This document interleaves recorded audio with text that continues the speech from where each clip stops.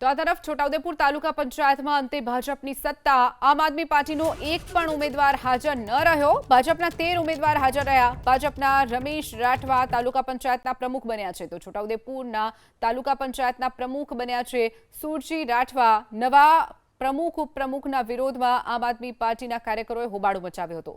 Polytechnic gate બહાર આમ આદમી પાર્ટીના કાર્યકરોએ વિરોધ નોંધાવ્યો। पुलिस साथे बहार निकलता उम्मीदवारों विरोध कर्यो। विरोध बाद पुलिस उम्मीदवारों ने अन्य गेट थी बहार लई गई हती। तो छोटाउदेपुर में तालुका पंचायत में अंते भाजपनी सत्ता आवी छे। आम आदमी पार्टीना एक पण उम्मीदवार हाजर न रह्या, जेना कारणे बीजी तरफ भाजपना 13 उम्मीदवार हाजर रह्या हता।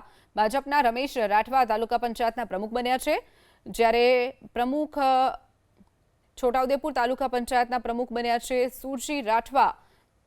तो नवा प्रमुख उपप्रमुखना विरोधમાં આમ આદમી પાર્ટીના કાર્યકર્તાઓએ ભારે હોબાળો પણ મચાવ્યો હતો, જેના કારણે પોલીસનો પણ ચુસ્ત બંદોબસ્ત ગોઠવવાની ફરજ પડી હતી।